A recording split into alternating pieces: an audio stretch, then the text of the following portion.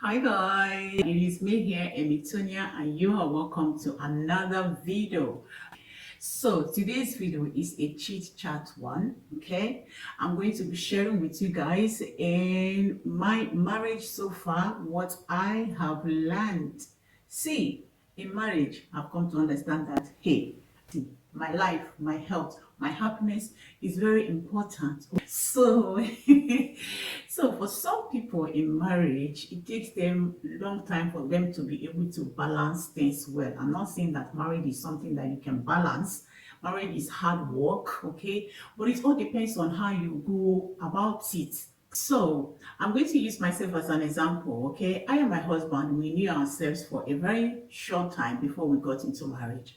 And okay, my marriage, my traditional marriage and my wedding took place the same day. And okay, even before then, when we did the family rights, okay, that I had to spend like 3 days with my husband's people. I mean, he was not around because my husband was over here and I was over there. So it's not like I spent a whole lot of time with him, getting to know him that like that before I got into it. But one thing I definitely have understood in marriage, which is my first point, is friendship. And that is something I totally found in him. So, marriage, friendship is very, very important. See, if there is no friendship, it's going to be very difficult. I mean, it's going to be like one person is bossing the other person around. When I mean friendship, I mean like someone you can easily show affection to, someone that you can easily agree with, someone that you can easily play with, okay? Like for example, I and my husband, we joke a lot. Oh my God. Jokingly, we can insult each other, we can finish each other, we can, I mean, anything at all. You know, his words are never finished, so he would throw them back at me like that. We just like play over it. I mean, that's the bond, okay? These little things makes it more easier for you to be able to, bear the bear whatever it is that comes in your marriage. I mean, these are very important. They help to go a long way. Another thing that I have learned is attention and listening. See, these two things are very, very important in marriage so that you don't make the other partner feel down or feel neglected. Okay. In as much as I'm stressed, I'm tired, okay, I am exhausted, I just have to find a way to give him that attention that he needs. And maybe we are discussing, okay? Even if I'm tired and all of that, and he knows that I'm tired, but if it's something that we have to discuss at that very particular time, he understands that I am tired. But as far as I am listening to him and I'm giving him that attention, and then we are going on. If I'm able to contribute, I contribute. If I'm not able to contribute, at least I've heard what he said, I've understood everything. Maybe by the time I am well rested, then I can wake up and I can give him my own opinion regarding that. So, but no matter what, that attention and listening is very important, because if you don't do that, it's going to cause some more problems in the family, and that I've really come to understand. Okay, I know at times it's very, very difficult, especially for we mothers. Okay, we do mothering at work, we take care of the house, we work, we do so many things. At times, that concentration may not be there. I mean, at times you are so exhausted that you just want to fall on the bed and doze off. But see, marriage is hard work, okay? That's where the hard work comes in. I mean, um, two heads just have to come together for things to work out. It doesn't just have to be on one person. That's just how it is. Find a way to balance it. That's just the thing. Finding a way to balance it. To be very, very considerate in marriage. Marriage has taught me to be self-sacrificing, be very considerate, selfless in some certain ways. Let's say, for example, maybe you are working and he's also working, and both of you are into the 50-50 in marriage. And okay, this week you know that okay, you are the one to handle some certain things in the house, and then in the office there's this a friend that come with this beautiful wig or beautiful dress or whatever that maybe you have been longing to get, and then you know that the money you don't have is not sufficient enough for you to buy that thing and also to do what you have to do in the house in your 50-50. So the best thing there is to use your common sense. Okay, marriage has taught me that. I mean, I don't have to go beyond. Okay, is to use the common sense and know which one that comes first and which one that comes first. last. Okay, so the best thing there is to be considerate and do the needful. So that's the thing, that's the sacrifice I mean. And let me take myself for example. Okay, so I need a car. I and my husband, we have been talking about it, and he knows very well that I need a car because I do more of the movement than he is. So for now, what we have resulted in is for me to be taking him to work so that I can have access to the car, and that is what I am doing. I'm just being considerate because I know that for now the money is not yet there for me to get this car, and for that I have to let go, selfless, self-sacrificing. I have to be a noble woman. Okay, so that's just the thing. It's a common sense thing. There's no big thing about it. I will definitely get my car when it's the due time, but for now I have to just sacrifice things. So that's what I'm saying. Okay, and then another thing I've come to learn in marriage is civility. See, you have to be formal and polite when addressing your man. See, as an Igbo babe concerned, I have been taught to respect my man. I mean, respecting my man doesn't mean that he's putting me into his pocket, or I am being a slave, or I am being, it's just a common sense thing as well. Be civil, I mean, be respectful, polite.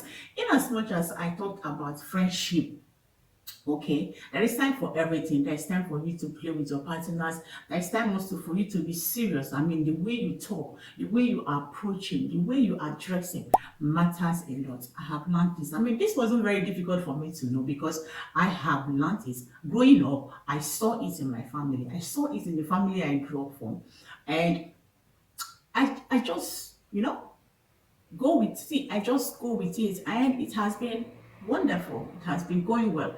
I mean, it's kind of like knowing when and when not to. I mean, it's a simple thing, and it just makes things work out. And the next thing I'm going to talk about is calmness. That's self-restraint. That's patience. See, the importance of patience cannot really be overemphasized in so many ways. Patience itself is a virtue, okay? So if you just have to be patient in marriage, see, because if you're not patient, you will run mad. I mean, if you're not patient, a lot of things, you cannot be able to handle so many things, okay? Let's say, for example, there's something you want to discuss with your partner, okay? Or maybe you need some money from your partner, okay? And then you are talking to him about it, and you see that, okay, he's telling you that, sweetheart or darling, please, can you just hold on? Maybe next month, because this month things are not really working well. Instead of you just, shouting and quarreling and having a long face and being angry or trying to make him bring it out now, why don't you just wait? I mean, this week, next week, what is the difference? Even if you need that money to just get something today, patience is very important. And there's a proverb that says that the patient dog is the fattest bone. I mean, it is obvious. Being patient, you can never know, you understand. What if your waiting is going to make him to talk something on top of the money? Why not wait? Me, I've learned to wait. Okay. Okay, and another example is that, okay, maybe there's something that you guys are talking about, or maybe there's something, maybe you are telling him something and you see that he's not in the mood, okay? Maybe something happened in the office, maybe, but this happens with me and my husband a lot, okay? Initially, I used to find it very difficult that, okay, when I want to discuss with him, he's not paying attention and all of that. But I got to understand that there is also time. Good timing matters a lot, okay? Timing is very, very important. At times, when my husband is not in a very good mood, it's useless you discussing some things with him. One day, just package yourself, okay? Just maintain, be patient. When he's in a good mood, he's going to give you the total concentration and attention that you need. So would it cost me for me to now wait for him to, give me that attention so that we can discuss, formalize and talk about it, and I'm going to, because at times, okay, there's some certain things I want to get his idea on, and if he's not in a very good mood to give me that idea, I will not get it. So why not just wait, and when is the right time, we can talk about it. An example again is, which I found problem with before, but not now anymore, is maybe something spoiled in the house. Maybe my sink is leaking, or maybe the window, there is something that he needs to take, or I need him to do something for me, and I just tell him to do that thing for me. He will tell me, okay, I will do it. But at times, I will wait and wait and wait and wait and he will not do it. And at the time, I'll be like, no, I've had enough. It's enough. Please, I will start nagging. You understand? So, but now, see, nothing bothers me. Oh. If he say he will do it, he will do it, but it has to be in his own time, not bam as you are saying it, he do it. And I think most men are like that. So once I just tell him something, please, sweetheart, can you help me to do this thing? If he said he will do it, bam, chicken, I'll just do as if that thing is no more there again. No, seriously. If it's a tap or whatever it is, I'll just take my eyes off there. And before you know it, he will do it. If I start nagging, if I start quarreling, and then it may result to, a lot of misunderstanding and a lot of quarreling and all of that, and it may lead to something else. So but for now, for peace to reign, see, I just my patience is enough. I've learned to be very, very patient. Another thing I've learned again is communication. See, the importance of communication in marriage can really not be overemphasized again. See, there is no understanding in marriage if there is no good communication. Communication is very important. Sometimes some people may be quarreling and they will be nagging and they think that they are communicating. That is not communicating. I mean, you should understand the different way in which you are able to communicate with your partner, okay? And good timing again as well matters. See, in marriage, I think that in everything we do in marriage, timing is very important, okay? Because once you mix to do the thing at the right time, it affects some other things. So communication is very important. See, you just have to find the right time for you guys to be able to communicate. And that's one thing that I've done that really, really that have helped me a lot in my marriage. Communication is very important. I mean, some people, they may want to, communicate and they are quarreling. You don't know that you are quarreling. I mean, you may think that you are passing a message, but you are not passing any message. That's not the right time to communicate. Maybe, okay, let's say, you guys want to talk about something, okay? And there is, he's on A and you're on B. Okay, instead of, trying to worry about it or making him so, why not you try and do this? Why not you do this? Why not you do this? Instead of calming down, talk about it. Okay, give your own examples. Okay, give your own advantages, why it should be this and why it should be this. Evaluate it and then talk about it and see the advantages and disadvantages of your A and B. And then see what can be done to put it together so that it can work. That's communication, okay? Okay. Sometimes you may think that you are communicating, but you don't know that you are nagging. Yes, you are nagging. And my husband is that kind of person that if you're not communicating in the way that he's understanding you and he knows that okay, this is going somewhere else, it's not something that we can calm down to talk about. We'll just abandon you there. And you'll be like, what is going on? It has happened to me. This is not like an example. I'm telling you now that it has happened to me, okay? I was kind of like, should have done it. And he was like, okay. And he just left me and he went inside. Okay, I'm like, really? What is going on? So that's when it dawned on me that, hey, you are losing it. You want him to understand something, but you are not expressing your point in the manner in which he can be able to understand you. And that is not communication, okay? For him to be able to understand you, you both have to communicate. So I have to first of all breathe in and breathe out, calm myself down, open myself up, hey, come back to your senses. And then I went to him and we sat down and we talked about the thing and we scattered the matter. And then there is a solution and chicken and it has finished, okay? So communication is not nagging. Know when to communicate and communicate very well. Nagging will not lead to understanding, okay? Nagging will only complicate things more. It will only worsen the matter. So another thing I have come to understand again is making use of the best position or time to take advantage of a great opportunity. Hey, yeah. See, this one. I know they miss out. Because see, for you to be able to do this one, you have to be able to understand your partner very well. It all boils down to everything I was saying before. Good timing is very important. See, just like when I gave example about maybe you needing money and then you asking for it.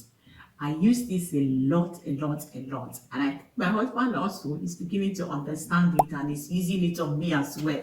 But there's no problem because that's it, and that shows that we are maturing and we are growing.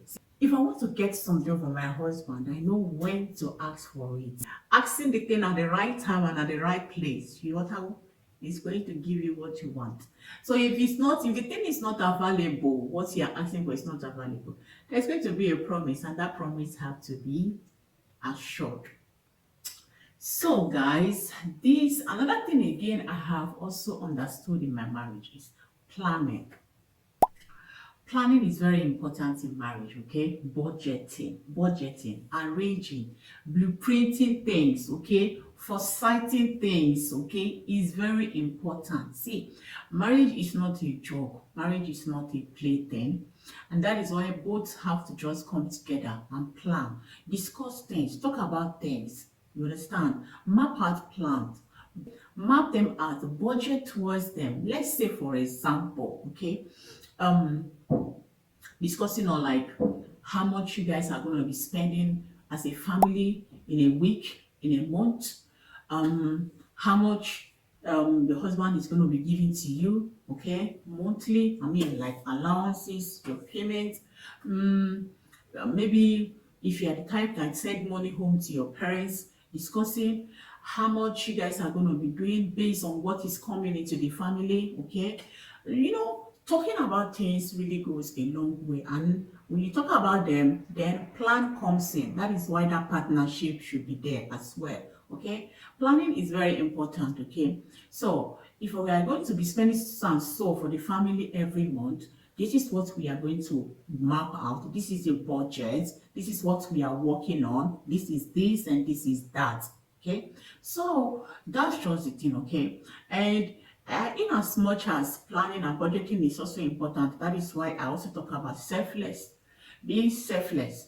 At times, expenses comes in and it increases, especially when you are having children. When you have children, the more they grow, the more things increases. And at times, you live in a place that as the expenses are increasing, the incomes are not increasing as well. It's all about planning again. Planning comes in, budgeting comes in. What needs to be cut out? What needs to be forgone alternatives? What are the things that needs to be done right now? What are the things that need to be done later on? These are all very important. So guys, this brings me to the end. There's so many things, so many things marriage has taught us, okay. I can't just begin to name all of them in here, but I feel that these are very, very crucial. These are the important ones that can at least lay a foundation. So if you guys are out there, please let me know if you are married, what marriage has taught you so far. If you're not married and you have some married couples, what do you see that they do? And what have you learned from them that you think that if you are married, that you can as well incorporate that into yours? And what has marriage taught you? Please let's discuss in the comment section. So this brings me to the end of this video, and I hope you guys really enjoyed this video. Okay, so let's continue this video at the comment section. I love you guys and see you guys on my next one. Amy Thonia is signing out. Ciao.